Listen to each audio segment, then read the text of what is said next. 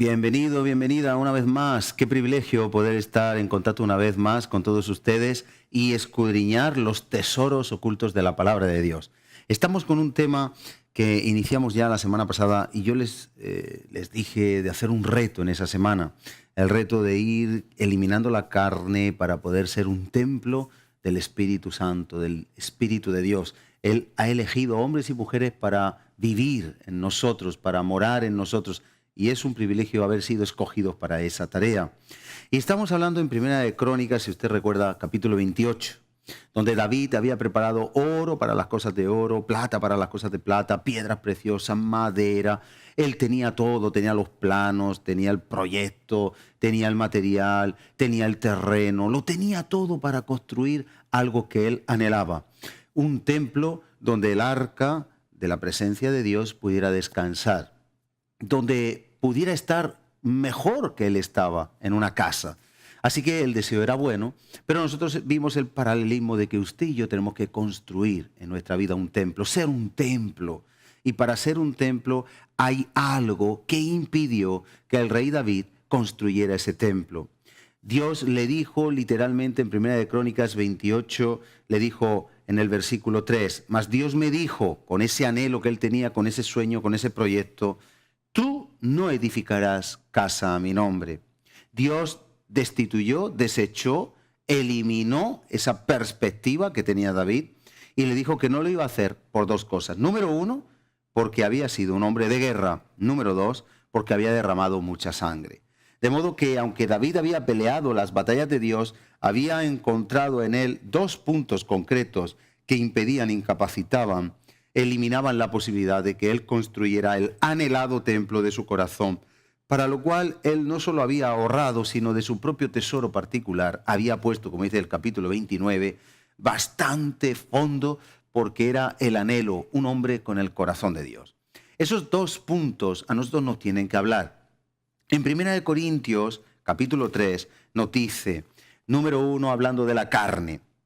De manera que yo, hermanos, no pude hablaros como espirituales, dice el apóstol Pablo, de parte podemos hablar también del Espíritu Santo al pueblo de Corinto, a la iglesia de Corinto, porque les tuvo que hablar, dice, sino como a carnales, habiendo, dice, como a niños en Cristo, os di a beber leche y no vianda, porque aún no erais capaces, ni sois capaces todavía, porque aún sois carnales.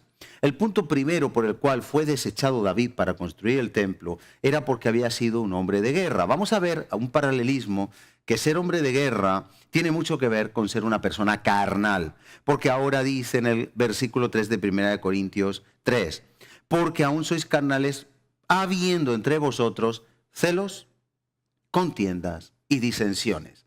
Pasamos del antiguo pacto al nuevo pacto, del Antiguo Testamento al Nuevo Testamento y encontramos esta referencia, algo importante. Si usted y yo queremos construir el templo de Dios, que a Dios le agrada, en nuestra vida, en nuestro hogar y en nuestra iglesia, en el reino de los cielos aquí en la tierra, hay algo que va a impedir que Dios pueda reposar en nosotros. Lo mandará a hacer a otro, pero no a usted o a mí. Si en nosotros hay celos, contiendas y disensiones.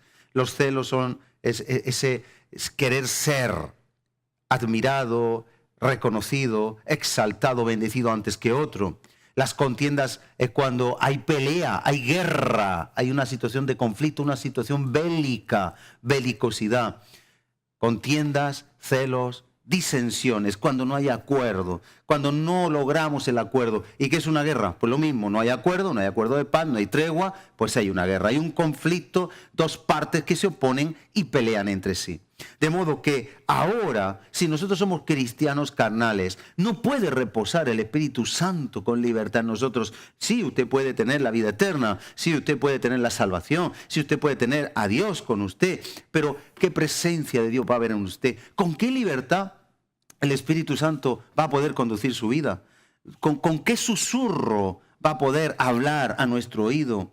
¿Con qué facilidad vamos a poder escuchar nosotros la voz de Dios? Así que Dios quiere que nosotros seamos templo del Espíritu Santo y que podamos oír verdaderamente su voz. Dice, aún sois carnales habiendo entre vosotros celos, contiendas y disensiones. ¿No sois carnales y andáis como hombres?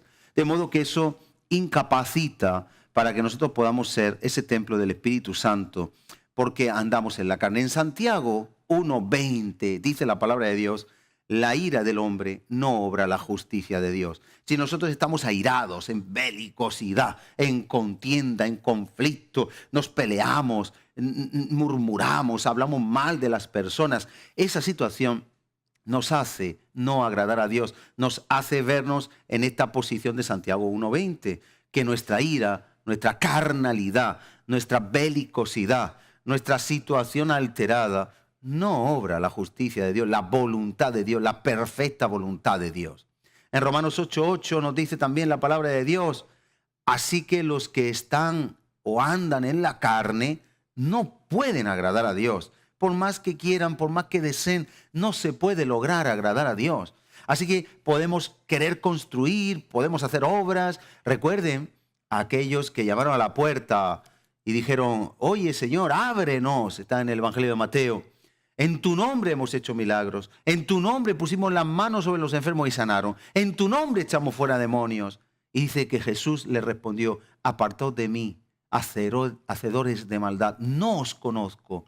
O sea, fíjese hasta qué punto lo que para nosotros puede ser algo que estamos haciendo para Dios puede ser algo que dice la palabra de Dios que el sacrificio del impío es abominación para Dios. Aunque no sacrifiquemos, si nosotros no estamos andando en la voluntad de Dios, eso es una abominación. Sin embargo, la oración del justo es su deleite. Cuando habla de justo, habla de quien hace su justicia, habla quien anda sometido como un adorador, una adoradora que quiere hacer la voluntad de Dios. Qué hermoso que podamos ser ese templo del Espíritu Santo, pero hay que erradicar la carne. En 2 de Timoteo, en el capítulo 2, 24 y 25, nos habla, y usted y yo hemos sido llamados al sacerdocio, a ser siervos y siervas de Dios. Dice: porque el siervo, la sierva del Señor, no debe de ser contencioso. Si nosotros como sacerdotes representamos lo que es de Dios, el reino de Dios, tenemos que tener el mismo ADN, tenemos que andar como Él anda. Y entonces, como Él es, con su propia naturaleza, porque el siervo, la sierva del Señor no debe ser contencioso, no puede haber celos, contiendas, disensiones, no puede ser carnal, no puede ser belicoso, no puede ser de guerra. La guerra tiene que ser contra la carne. Y dice: sino amable, mire usted qué atributos, para con todos, apto para enseñar, sufrido, que con mansedumbre, no con una belicosidad, con mansedumbre corrija a los que se oponen, por si quizá Dios les conceda que se arrepientan para conocer la verdad y escapen del lazo del diablo en que están cautivos a voluntad de Él. Por lo tanto, vemos cómo la palabra de Dios nos lleva a una situación, a una posición en la que nosotros tenemos que limpiarnos de toda belicosidad, de toda carnalidad, de todo aquello que puede impedir, como a David, construir un templo físico. Ahora nosotros construir ese templo espiritual, pero ya no solo a título personal. Mire su familia, cómo se está comportando con su familia. ¿Usted cree que va a poder construir un altar en su hogar si andamos en la carne? ¿Vamos a poder construir nosotros un templo donde Dios mora, donde reina la paz, si estamos andando en la carne, en guerras, en conflictos, en griterío? ¿Vamos a poder nosotros construir en una iglesia en la carne el reino de los cielos? Por lo tanto, Dios nos llama a todos, y si usted lo ha conseguido, gloria a Dios, pero examinémonos cada día. Pero, ¿cómo hacer esto? Dios nos da una herramienta. Mire, en Romanos 8 nos dice la palabra de Dios en su versículo 13: porque si vivís conforme a la carne, moriréis. Muere el propósito, como David murió la posibilidad de construir el templo. Si vivimos conforme a la carne, a nuestra naturaleza belicosa, conflictiva, guerrera, de hacerle la guerra a los demás, de no saber agachar la cabeza y ser humildes, si nosotros vivimos conforme a la carne, va a morir el propósito, va a morir. Sí, usted puede de alguna manera incluso salvarse. Yo no voy a discutir eso, pero sí le digo, si usted es una persona carnal y se manifiesta como un cascarrabia, es una cascarrabia, rezongando, quejándose, la verdad que poco del Espíritu Santo se ve en su vida. Hay que plantearse el nacimiento de nuevo. Pero aún no planteándolo, usted no va a agradar a Dios, como estamos viendo. Usted no va a construir templo del Espíritu Santo. Usted no va a ser ejemplo. Usted no va a conducir a otros. Pero es que además dice que va a morir ese propósito. Mas si por el Espíritu, andando en el Espíritu, hacemos morir las obras de la carne. Ese es el antídoto, la manera Nosotros solamente andando en el Espíritu podemos hacer morir las obras de la carne. Y dice, viviréis. Y yo quiero poner un ejemplo antes de acabar y para reto de esta semana. Un ejemplo que Dios me dio muy ilustrativo, que creo que le puede a usted ayudar a poder entender esto. Nosotros estamos a un paso muy breve de poder ser ese templo, construir ese templo que a Dios le agrada y que Él merece. Pero también estamos muy lejos si no dejamos la carne afuera. La carne con sus pasiones, con sus deseos, con su maldad. De modo que dice, si por el Espíritu hacéis morir. Mire el Espíritu como la herramienta idónea, la ayuda idónea que Dios nos da para lograr el objetivo y el reto. Ahora yo le voy a poner un ejemplo. Mire, imagínese que usted queda náufrago o náufraga en una isla desierta. En esa isla desierta no hay solo arena, nada más que arena, no hay nada más. No hay piedras, cuando usted llega, sabe usted que los arrecifes, no, hay arena y una extensión de arena, ya hay mucha profundidad, no puede usted conseguir una roca, no puede conseguir una piedra, no puede conseguir un palo, no puede conseguir un metal, pero usted tiene 2 palets, uno de sardinas en aceite y otro de lo que usted quiera, mejillón en escabeche. Tiene 2 palets enteros de un barco que han caído del barco y usted está a un paso, a 1 milímetro que mide la lata, o 2 milímetros que mide una lata, de poder comer. Pero usted necesita una herramienta, un instrumento para abrir esas latas. Necesita un abrelatas. Usted no tiene un metal, usted no tiene un cuchillo, usted no tiene una piedra, no tiene una roca, no tiene una herramienta. Usted se va a morir de hambre y ahí tiene la comida, pero no puede comerla. Bueno, pues así me ilustraba el Señor, que hay muchos cristianos y cristianas que están a un paso de poder conseguir propósitos de Dios, ser un templo de Dios y están viviendo mezquinamente. Ese náufrago moriría, necesita tener la herramienta para poder abrir las latas y alimentarse y con un palet tiene para vivir 1 año, con 2 palets 2 años, por lo menos tiene un alimento. Pero si no abre, si no logra conseguir abrir esas latas, va a morir de inanición. Sin embargo, trasladándolo a este tema, nosotros podemos también morir al propósito de ser el templo de Dios si no usamos ese símil de abrelata, el Espíritu de Dios. Si nosotros no nos acercamos a la vida de Dios. Usted sí tiene el abrelata, no como el náufrago que no puede conseguirlo. Usted sí tiene la herramienta. Usted tiene la herramienta para acceder al trono de la presencia de Dios. Usted tiene la presencia. Usted tiene la habilidad. Usted tiene la capacidad. Pero hay que usar el Espíritu para morir a la carne. No solamente como me ha dado Dios este don. Hay personas con dones, pero son carnales. Alguien dijo que una persona ungida, pero carnal, es como un yihadista en un gran centro comercial con un arma. Solo va a hacer daño. Nosotros no podemos consentir ser carnales, tenemos que ser personas espirituales. Yo le ofrezco este reto. Si usted por el Espíritu, herramienta, hace morir las obras de la carne, usted va a ver grandes propósitos de Dios. Le ofrezco este reto hasta la semana que viene, que podamos continuar ahora en la siguiente parte, el derramamiento de la sangre inocente que incapacitó a David a construir el templo, para que usted y yo sí podamos ser y construir ese templo que Dios merece en el área individual, en el área también familiar y en el eclesiástico. ¿Qué le parece si oramos brevemente y pasamos al segundo bloque de este día? Pero no sin antes ofrecerle ese reto.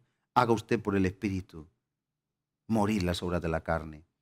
Y eso quiere decir negarse a sus placeres, a sus deseos, a su confort, a su comodidad. Negarse a todo lo que el enemigo le está ofreciendo. Padre, en el nombre de Jesús, yo te ruego por cada persona que ha seguido este devocional. Y en esta hora yo te ruego que nos hagas ser buenos arquitectos, constructores, peritos, para levantar un templo en nuestra vida, en nuestro hogar y en la iglesia. Ser personas dignas de imitación, que podamos construir lo que tú mereces. Te lo pedimos en el nombre de Jesús. Yo te ruego, Padre, que acepten el reto de en esta semana hasta el próximo miércoles, cada persona pueda decir, voy a andar en el Espíritu y no en la carne. Voy a no satisfacer mi carne. Voy a no ser una persona conflictiva andando en el Espíritu, en lectura de la palabra, oración, comunión y hasta, si es necesario, derramar hasta la última. la gota de la sangre combatiendo contra el pecado. En el nombre de Jesús. Pues con ese deseo vamos a pasar a ver un vídeo y después presento a la persona invitada de hoy en el próximo tema que vamos a ver en tertulia. No se aparten de su televisor, de su aparato de radio, que volvemos enseguida. Hola amigos, bienvenidos nuevamente a mi canal. Quédense a ver el siguiente video que estoy seguro será de muchísima bendición para sus vidas.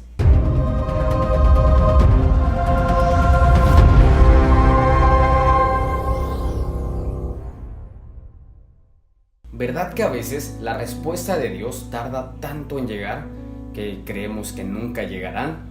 Pero ¿sabes una cosa? Que tarde en llegar no significa que no vaya a llegar. Llegará por una sencilla razón. Dios no miente. Me dirás, Hansel, pero conozco personas que oraron muy poco y Dios les respondió. Y yo llevo días, semanas, meses orando y parece ser que el cielo se quedó en silencio para mí. No sabes, Hansel, cuánto he orado para que mis papás conozcan a Dios. Cuánto he orado para que la economía en casa mejore. No sabes, Hansel, cuánto he orado para que esa persona que tanto amo reciba la sanidad.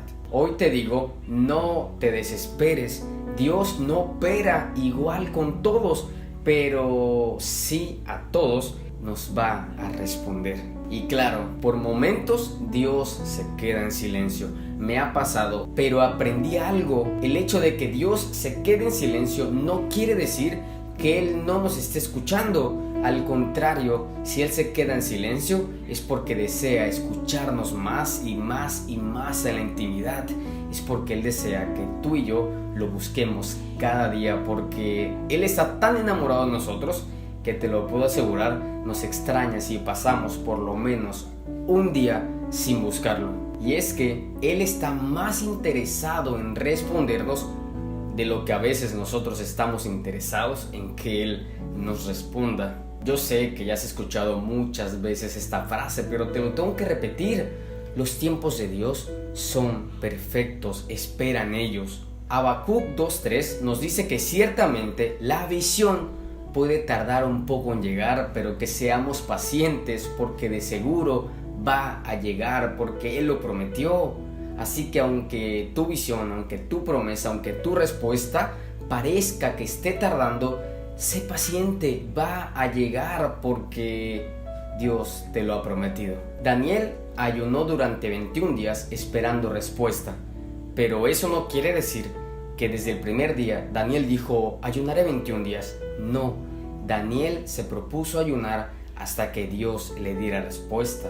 Claro, Dios respondió al día número 21, pero te lo puedo asegurar que si Dios habría tardado 100 días en responderle, Daniel sin problemas 100 días hubiese ayunado, porque él estaba totalmente decidido a esperar en los tiempos de Dios, cueste lo que cueste. Te pregunto, ¿estás realmente decidido a esperar en los tiempos de Dios, cueste lo que cueste? ¿O le dices a Dios, Dios, respóndeme ahorita porque yo así lo quiero? ¿Sabes? La mejor oración que podemos hacer es la que Jesús hizo. Queremos algo, pero que se haga su voluntad. Que sabes una cosa, la voluntad de Dios siempre, siempre es mejor que la de nosotros. Pero lo más increíble de esa historia de Daniel es que el ángel le dijo, Daniel, desde el primer día que oraste, tu oración fue escuchada en el cielo. Y hoy te digo lo mismo de parte de Dios. Desde el primer día que oras, Dios ya escuchó tu oración y Él ya se propuso responderte. Otra historia increíble es la historia del rey David. ¿Te acuerdas cuando David pecó con Betsabé? Dios le dijo a través del profeta Natán que su hijo iba a morir. David ayunó y oró para que Dios no permitiera la muerte de su hijo. Pero ¿sabes una cosa? La respuesta de Dios fue un rotundo no.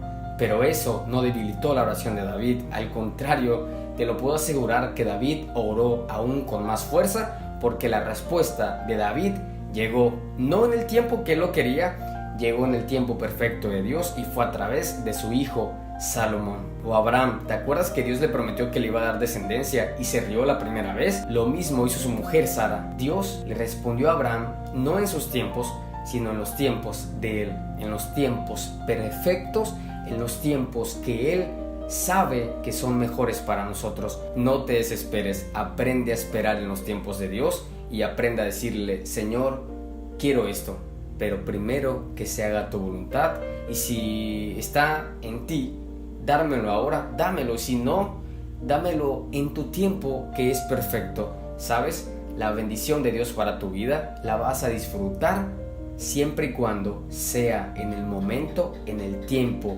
correcto, y eso no lo sabemos nosotros, eso solamente lo sabe Dios. ¿Te has preguntado por qué muchas veces Dios guarda silencio? ¿Sabes? Dios muchas veces va a guardar silencio, pero eso no quiere decir que no nos esté escuchando. Eso quiere decir que Dios está preparando algo para nosotros, pero lo más importante es que Dios nos está preparando a nosotros para cuando esa bendición llegue. Así que cuando Dios guarde silencio, no te desesperes, aprende a esperar en sus tiempos. El hecho de que tarde no significa que no vaya a llegar. No dejes de orar, no dejes de clamar, decídete a esperar en los tiempos de Dios, que son mejores que los nuestros. No tires la toalla, no abandones tu iglesia, no dejes tus sueños, no vuelvas a lo mismo. Espera en los tiempos de Dios, que Dios de seguro te va a responder, porque Él no miente, y de la misma manera que Dios le respondió a Daniel, te va a responder a ti. Si el video fue de bendición para tu vida, te invito a que le des me gusta, a que en los comentarios me escribas qué te pareció, pero sobre todo que te suscribas a mi canal y que invites a más amigos a suscribirse. Dios te bendiga grandemente. Pues amén a lo que dice ese vídeo, estamos de acuerdo, como no. Muy interesante, por cierto. Y vamos a empezar hoy un tema con nuestro invitado Eusebio Perona. Bienvenido un día más. Buenos días o buenas tardes. Depende, ¿no? Depende. Bien. Y bueno, en primer lugar, pues dar las gracias a las personas que de alguna manera optan por elegir este canal y permitirnos entrar dentro de su tiempo precioso. Vamos a hablar de un tema interesante. Dios es un Dios de pactos. Dios de pactos. Me recuerda mucho esa canción, Dios de pactos, Sí, que cumples tus promesas. que Qué bonito que aquí sí, tenemos están aquí basadas en cada promesa. Hay una Biblia que se llama la Biblia de las promesas y que van es subrayadas, interesante. Y es todas. interesante y van Sí. por temas, ¿no? Sí. Hay promesas de Dios, hay promesas que se van a cumplir sí o sí, o sea, con total rotundidad. La promesa de su venida De es su una de venida, ellas, esa- como fue la que cuando iba a venir y vino, Y y los vino. judíos no le conocieron al principio, muchos de ellos sí, otros no. Y hasta aquí hemos llegado. Dios de pactos, Eusebio, interesante tema porque es algo a lo que nos podemos aferrar. Son Sí. rocas en medio de una tempestad. Entender lo que es nos un podemos pacto, que afirmar. explicaremos, ¿no? Porque no todo el mundo entiende lo que es un pacto. A veces creemos que un pacto es un contrato y hay mucha diferencia. Pero yo quisiera empezar con unos versículos, unos textos bíblicos que hablan sobre lo que es Dios, Ajá. sobre un Dios de pactos, ¿no? El primer versículo está en Deuteronomio capítulo 7, verso 9, que dice así: reconoce que tu Dios es un Dios fiel, que guarda, o sea, que cumple, que no se salta, que no se olvida, el pacto y la misericordia para los que le aman y guardan ese pacto, no lo cumplen, y guardan sus mandamientos hasta 1000 generaciones. Ujú.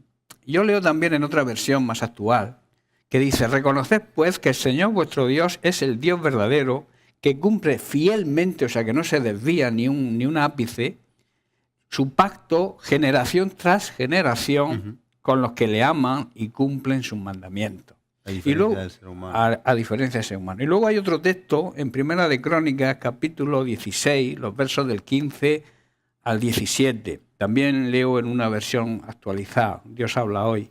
Dice: ni aunque pasen 1000 generaciones, se olvidará Dios de las promesas de su pacto, del pacto que hizo con Abraham, el juramento que hizo con Isaac, y lo confirmó por ley para Jacob, como un pacto eterno, o sea, que no tiene fin, para Israel, que simboliza el pueblo de Dios, ¿no? Amén. Y aquí y hay muchos versículos más, pero si nos basamos en estos versículos, vemos que no podemos negar que Dios es un Dios de pacto, que es un Dios que nos ha llamado a grandes cosas, a grandes promesas, como tú bien has dicho, hablando de las promesas, que todas las promesas, la mayoría menos las que han nombrado, como la venida de Jesucristo, esa se cumple, queramos o no queramos, hagamos nosotros lo que hagamos. Pero hay otras partes de las promesas que están dentro de su pacto, que están condicionadas a nuestra conducta, Claro. a nuestra forma de Si comportarnos. tú haces tal cosa, entonces yo Claro. haré tal otra. Claro, por eso dice que Él cumple su pacto con aquellos que cumplen el suyo. O sea, los que le aman y lo demuestran guardando, obedeciendo sus mandamientos. Amén. No todo pacto es que alguien podría decir, no, es que mi pacto no se cumple, yo no veo las promesas de Dios en mi vida. Pues analiza tu vida, analiza tu forma de comportarte, mira a ver si andas fielmente en los caminos del Señor y le estás obedeciendo. Aunque normalmente esas personas creen y no se examinan, pero creen que lo están haciendo todo bien. Pero bueno, Ya, pero ese es el problema. hay como una ceguera, hay como una rebeldía. Pero esa venda tiene que caerse, Claro. porque si no se cae vamos a vivir en tinieblas siempre. Normalmente incluso se rebelan, ¿no? Y Claro. como Dios permite que yo haciendo esto bien y tal. Pero estás haciéndolo bien según tu Según tu criterio. criterio. Entonces, El criterio bíblico. el hacer bien, que es lo que significa andar en justicia, cuando la Biblia dice que tenemos que andar en justicia, quiere decir que tenemos que andar haciendo el bien, siendo justos. O sea, justo es Conforme a la palabra de Dios. de acuerdo a su palabra y de acuerdo a su pacto eterno que ha hecho con el hombre, que siempre se va a cumplir si nosotros cumplimos De ahí nuestra viene parte. Mateo 7, cuando en Mateo 6:33 dice, buscad primeramente El reino de y Dios. su justicia, dice, todo lo demás va a ser añadido, Claro, sin claro. buscarlo. Y la palabra justicia en griego es diakanosune, y significa cumplir con todas las demandas, Todas. deberes Hacer- que Dios nos da en su Hay que hacer palabra. énfasis porque mucha gente se cree que cumpliendo en parte o cumpliendo parte de los mandamientos lo está haciendo bien. Pero hay que cumplir todos los preceptos. Todo significa todo. Y, O sea, y en el espíritu correcto de la palabra de Dios, no conforme a nuestra forma de ver las cosas, porque a veces podemos justificar. Claro. Pues bueno, Dios me conoce, Dios sabe, yo todavía no. Pero Sí, esa es una frase que se utiliza mucho. Dios sabe. Pues claro que Dios sabe. Pero lo importante es que tú también lo sepas. Porque si Dios sabe y tú no sabes, no hay concordancia entre lo que Dios dice y lo que tú haces. Me llama mucho la atención antes de que continúes como incluso tenemos el antiguo pacto y el nuevo pacto. El Claro. antiguo pacto Lo analizaremos en una eso. demanda muy, podemos decir, excesivamente minuciosa de cumplimiento de leyes, De las leyes. que por eso vino Cristo, hacer un nuevo pacto. Y a mí me gusta mucho que la venida de Cristo me inspira, me anima, viene un poco a decir, mira, yo voy a cumplir por vosotros, yo voy a cumplir todo para que vosotros os deleitéis, Deleitéis. en disfrutar de esa nueva condición que yo doy, que no estéis estresados, ¿no? En otras Claro. palabras, no estéis estresados y si falla en una ley o en otra, solo os vais a deleitar en agradarme a mí, E imitarme. en a mí. adorarme, en seguir mi camino. Claro. Yo, si cometéis un error, hombre, no un error intencional, pero un error, yo voy a justificaros con mi sangre, Claro. pero viene un pacto de gracia, un pacto de más gloria, un pacto de más honra, un pacto de más privilegio, donde vosotros no vais a estar con el miedo, sino con el deleite, con la adoración, ser adoradores en espíritu y en verdad. Es un Dios de pacto. Es un Dios de y nos ha dado un pacto. mejor pacto, una Claro, mejor promesa. eso es lo que yo a veces no entiendo, como en algunas partes, en algunas tendencias, bueno, siguen en el monte Sinaí, que yo digo. O sea, no se han agarrado o no han entendido el nuevo pacto, que está firmado y sellado con la sangre de Cristo, ¿no? Por eso el rey David, en el Salmo 25, lo entendió perfectamente. Cuando dice todas las sendas, en el verso 10, dice, todas las sendas, todos los caminos del Señor son amor y son verdad, para quienes cumplen, y vuelvo a repetir, cumplen los preceptos de su pacto, o sea, creen y le obedecen, ¿no? Y en el verso 14 también dice, el Señor brinda su amistad a quienes le honran y les da a conocer su pacto. A veces no entendemos lo que significa honrar. A mí me gustaría explicar lo que significa honrar. Honrar es respetar, es dar honor, acatar los mandamientos y los preceptos, prestar atención, que a veces oímos, pero no escuchamos, no prestamos atención a lo que la palabra de Dios dice, a lo que se nos dice a través de los ministros, a lo que se nos dice a través de la misma palabra. No prestamos atención, que es lo que significa escuchar, ¿no? Ensalzar, poner en alto, ser agradecido con esa persona, darle una buena reputación. O sea, nosotros, la Biblia dice que somos representantes del cielo aquí en la tierra. Y entonces la reputación con nuestra conducta O sea, con nuestra conducta le damos a Dios reputación, que puede ser buena o puede ser mala, de acuerdo a cómo actuemos. Por supuesto. Porque yo siempre he dicho, y lo digo y lo repetiré siempre, que el que no haga las cosas de la forma que Dios dice, que no se llame cristiano o que no lo diga. Porque está poniendo en duda la reputación de Dios, Amén. la honra de Dios. Claro. En definitiva, honrar a Dios es obedecerle. Obedecerle en todos sus preceptos y en todo lo que Él dice, ¿no? Amén. En el Salmo 125, y continuamos, es un salmo que no sabemos quién lo escribió, pero bueno, uno de los hombres de Dios, seguro. Seguro. Sí. Dios a través de un hombre. Sí, dice, los que confían en el Señor son como el monte de Sión, que no se mueve, mas siempre está firme. La seguridad. Claro, ¿qué simboliza o qué simbolizaba el monte de Sión en el pueblo de Israel? Pues entre otras cosas simbolizaba la fortaleza de David. Era la fuerza que David tenía sometiéndose al criterio y a los preceptos de Dios. Era también el centro de adoración a Dios, Amén. la habitación donde él habitaba, en el monte de Sión. También simboliza la ciudad santa, la nueva Jerusalén. La Biblia habla de los hijos y las hijas de Sión, ¿no?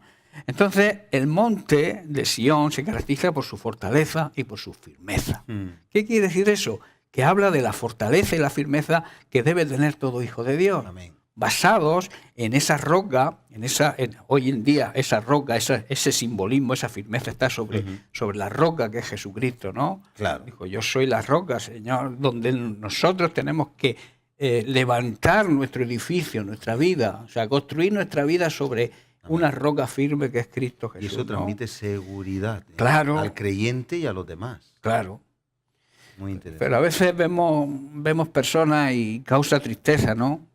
Que cuando tienen grandes promesas de Dios, han recibido grandes promesas de Dios, grandes bendiciones de Dios, pero empiezan a dudar.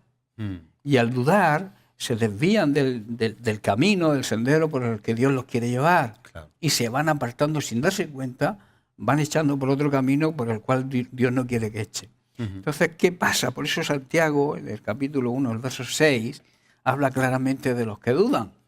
Dice, pero pida con fe, y añade, no dudando nada. La duda se denomina en el círculo cristiano evangélico, es el ladrón de la fe. Cuando tú tienes fe y te llega la duda, te roba la bendición, ¿no? Y dice, y luego añade, dice, porque el que duda es semejante a una ola del mar empujada y zarandeada por el viento. La duda a la deriva. ocasiona que hoy vayamos para allá, mañana vayamos para otro sitio. Cristianos circunstanciales. Claro, a merced de las circunstancias. y no firme sobre una roca, una promesa. Porque esas personas, Dios nos libre, ¿no? Pero a veces podemos vernos así, pero tenemos que retomar la rienda y el control. Y el que capitanea nuestra vida es Cristo a través de su palabra, de sus promesas. Pero son personas, o somos en esos momentos, personas que nos levantamos mal, tenemos un problema y estamos hundidos. No nos aferramos a la palabra. Son personas que dicen tener fe, pero la fe la tienen mientras todo va bien. Cuando viene una circunstancia, claro, pero es que la fe se demuestra en medio de las circunstancias. Exactamente. ¿Por qué Dios permite a veces que tengamos circunstancias y nos vengan problemas? Él sabe cuál es nuestra fe, Él la conoce, porque Él lo sabe todo. Pero quiere que nosotros conozcamos la clase de fe que tenemos. Y entonces nos permite que atravesemos pruebas, circunstancias por las que nuestra fe es probada. La fe tiene que ser probada por fuego. Muy ejemplarizante, ¿no? De Daniel, Sadrach, Mesach, Abednego. Personas que en medio de circunstancias totalmente adversas manifestaron una fe totalmente. Vamos, increíble. Y exponiendo su vida, ¿no? Y exponiendo su vida. Por supuesto, esa es la fe. Entonces, ¿qué hay que hacer? Pues hay que salir de la duda. Y hay que perseverar con paciencia a que Dios siempre cumple sus promesas. Dios... Para eso hay que conocerlas también. Claro, hombre, es que mucha gente muchas veces es la falta del conocimiento de las promesas. Y mucha gente piensa que recibir promesas o recibir bendiciones es tener dinero, tener bienes materiales, tener una casa, que hay quien tiene casa pero no tiene un hogar. Por supuesto. Que es un problema serio. O puede tener una gran casa o varias casas, pero no hay un hogar. No sabe administrar. Claro, o sea, en cambio luego están divorciados, cada uno por un sitio, los hijos por un lado. sea, tienen casa, tienen bienes materiales, pero no tienen lo que realmente hay que tener, una familia y un hogar, ¿no? Por eso tenemos que tener la cualidad, la paciencia, que es un fruto, parte del fruto del Espíritu Santo, ¿no? Para saber y entender que cuando Dios cumple o sea, cuando Dios promete, Dios cumple. Amén. Lo que pasa es que igual no cumple cuando yo quiero que cumpla. Sus promesas son sí y amén. Y amén. No es hombre, como veremos en un versículo más adelante. No, él no es hijo de hombre para mentir, no es hombre para mentir. Entonces, ¿qué es la capacidad? ¿Qué es la paciencia?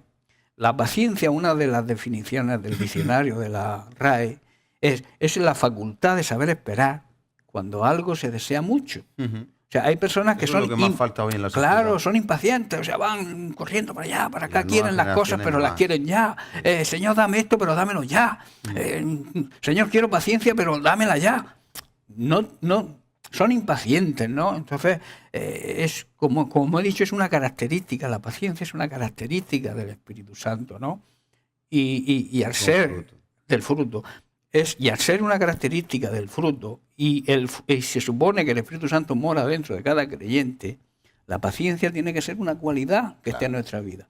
Y si no la tenemos que volver a examinar nuestra forma, nuestra vida, y empezar a demostrar lo que realmente somos. Amén. Y lo que somos en Cristo, Así que nos regaló, nos selló con el Espíritu Santo, ¿no? Amén. Y mora en nosotros, ¿no? Amén. Bueno, seguimos. Santiago 1:25 dice, pero el que mira atentamente en la perfecta ley, la de la libertad, y persevera, y dice, no siendo oidor olvidadizo, que es lo que a veces somos, sino hacedor de la obra, este será dichoso, será bienaventurado en sus acciones, en todo lo que haga. Uh-huh. Y aquí me viene el Salmo 1. Salmo 1, que también es un escritor que no se nombra, ¿no? Pero bueno, dice, dichoso el hombre que no sigue el consejo de los malvados, ni se detiene en la senda de los pecadores, ni cultiva la amistad de los blasfemos. Un blasfemo es aquel que dice palabras o expresiones que hacen daño a alguien o algo consagrado o sagrado a Dios.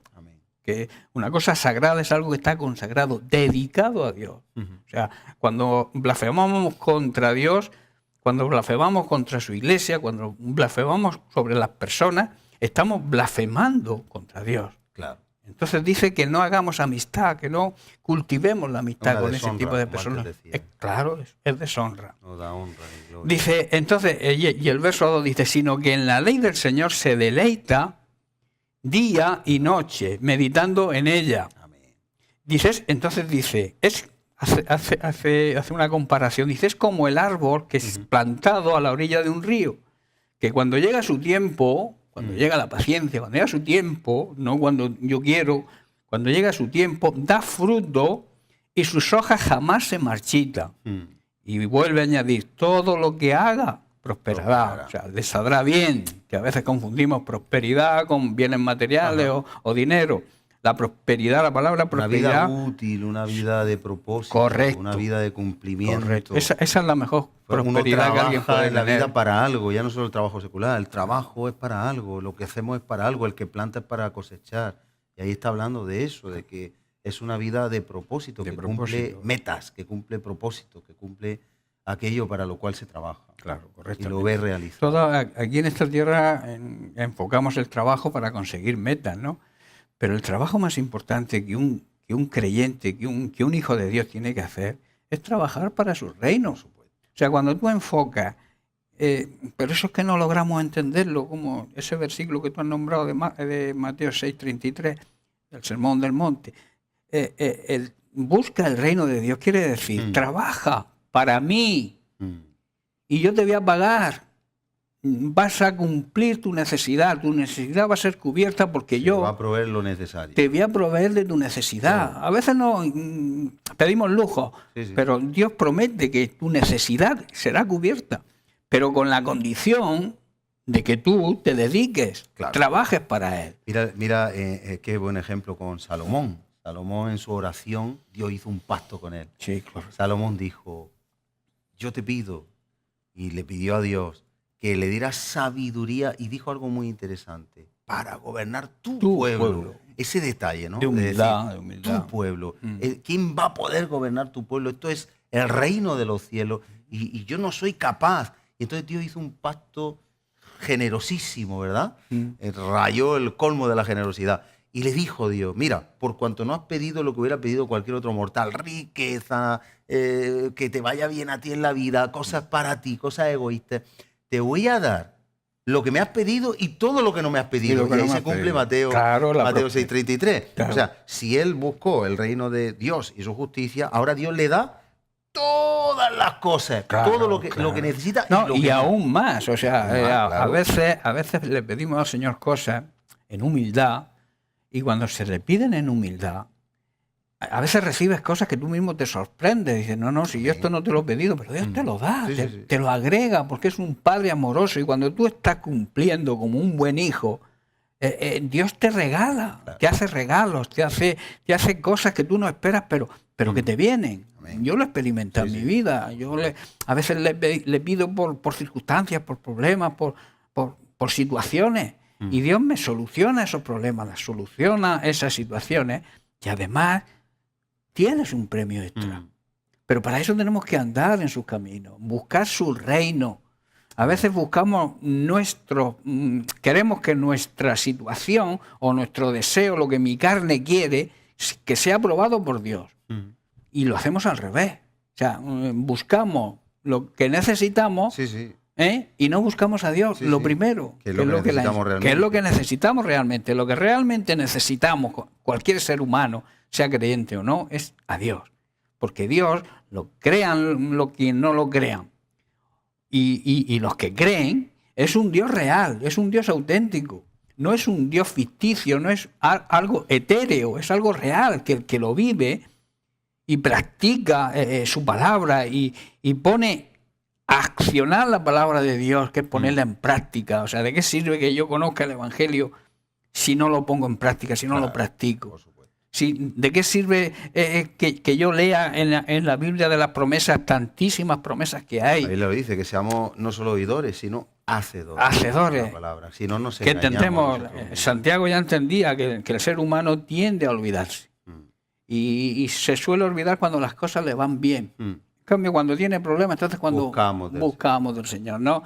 Y tiene que ser al revés, tiene que ser buscar al Señor en la época de bonanza, para que cuando te vengan las vacas flacas, Dios esté ahí contigo en apoyo, que Él siempre lo promete. Todo eso solo con una vida de intimidad se puede lograr. Eusebio, Claro. se nos acaba el tiempo, tenemos Bueno, que concluir y orar. Terminamos definiendo lo que es la palabra pacto, y luego la semana que viene ya hablaremos y consideraremos algunas cosas que tenemos que considerar. Bueno, la palabra pacto significa un acuerdo, un convenio, un tratado, un trato entre dos o más partes que se comprometen a cumplir lo estipulado. Amén. En el sentido espiritual, el convenio, el compromiso, la promesa, que es la que expresa la relación de Dios con su pueblo, o debe expresar, y la de su pueblo con Él. Entonces, es algo que va a dos bandas. Lo que Dios promete y lo que yo tengo que hacer para recibir la promesa. Eso es lo que significa pacto. Y cuando nosotros no cumplimos con nuestra parte, Dios no puede cumplir la suya, aunque quiera. Pero es una ley espiritual. Un pacto es algo espiritual, es una ley. Y las leyes, igual que funcionan las leyes naturales, la ley de la gravedad, que si tú dejas caer algo se cae al suelo, se rompe. Las leyes espirituales también funcionan igual. Claro. Están condicionadas a nuestra parte. Por eso dice que es la relación, en el sentido espiritual, pacto, es la relación especial que tiene Dios con su pueblo, y nosotros debemos tener con Él. Amén. Amén. Muy bien, pues estamos en este interesante tema. Estamos hablando de que Dios es un Dios de pactos. Eso nos da una seguridad porque hay un pacto para usted. Por ejemplo, hay un pacto para usted. Dice, si confesares con tu boca que Jesús es el Señor y creyeres en tu corazón que Dios lo levantó de la muerte, serás salvo o salva. Fíjese qué pacto. Usted ha podido ser pecador, pero si usted se arrepiente en esta hora, si usted oye la voz del Señor llamando a su corazón, si usted quiere aceptar a Jesús como el Señor de su vida, usted tiene la oportunidad hoy de entrar en pacto y recibir vida eterna, a cambio de que Jesús sea el Señor, marque su dirección, su vida. Quizá está preso de la ludopatía, la pornografía, quizá usted está preso de la droga, del alcohol, de la mentira, de tantas cosas que le pueden hacer una vida totalmente ruin, una vida degradada, una vida totalmente demacrada. Pero hoy usted puede recibir a Jesús como su Señor. Qué mejor pacto, ese pacto de la salvación. Por eso vamos a orar un momentito por todos y también dar esa oportunidad en este momento. Padre, en el nombre de Jesús, después de ver que tú eres un Dios de pactos, que si nosotros damos un paso, tú nos vas a colmar de bendiciones, que si nosotros somos capaces de aceptar tu señorío, te pedimos en el nombre de Jesús por cada persona que está siguiendo este programa. Quizás se han apartado, se han alejado si un día conocieron, quizás se están acercando por primera vez. Pero qué bonito que usted pueda decir conmigo, si no lo ha hecho nunca, que pueda decir conmigo, si usted quiere el pacto de la salvación, si usted quiere tener vida eterna y que su vida cambie, las cosas viejas pasaron, todas son hechas nuevas. Si usted quiere el pacto de que todo se ha hecho nuevo hoy, repita conmigo esta sencilla oración basada en Romanos 10. Padre, yo te pido perdón por mis pecados. Yo no quiero seguir viviendo esta vida de ruina humana. Yo reconozco con mi boca y creo en mi corazón que siendo Dios, te hiciste hombre y moriste en una cruz por amor a mí. Así es. Perdonaste mis pecados llevándolos allí, muriendo por ellos en la cruz. Pero al tercer día, Dios te levantó de la muerte. Venciste a la muerte y a la enfermedad y venciste al pecado. Por eso te entrego mi vida. Ven a morar en mí. Perdona mis pecados. Me arrepiento de todos mis pecados y acepto que tu sangre me limpie, haciéndome una nueva persona y empezando a vivir para ti a partir de hoy. Haz de mí la persona que tú quieres que yo sea, en el nombre de Jesús. Amén. También oramos por aquellos que se han desviado, para que tú los atraigas con cuerdas de amor y para que la vida de cada persona sea retada hoy a entrar en pacto. Si usted ha pecado, pida perdón. Dice que aunque nuestros pecados sean rojos como la grana, Él los volverá blancos como la lana, como la nieve. Si nos arrepentimos y nos apartamos del pecado, alcanzamos misericordia. Son tantos los pactos. Hoy es un día grande porque hoy Dios pacta con usted el perdón, la misericordia, la gracia, la vida eterna, a cambio de que usted se arrepiente, se aparte del pecado y acepte el señorío de Cristo. Gracias te damos por tu amor, ese pacto inalterable de tu amor y de tu perdón, en el nombre de Jesús. Amén. Amén. Y muchas gracias, Eusebio, por habernos acompañado una vez más. Y a todos ustedes les emplazamos en una semana para seguir avanzando con estos interesantes temas. Dios les bendiga y acepta el reto de buscar primero el reino de Dios y su justicia, y todo lo demás por pacto les será añadido. Feliz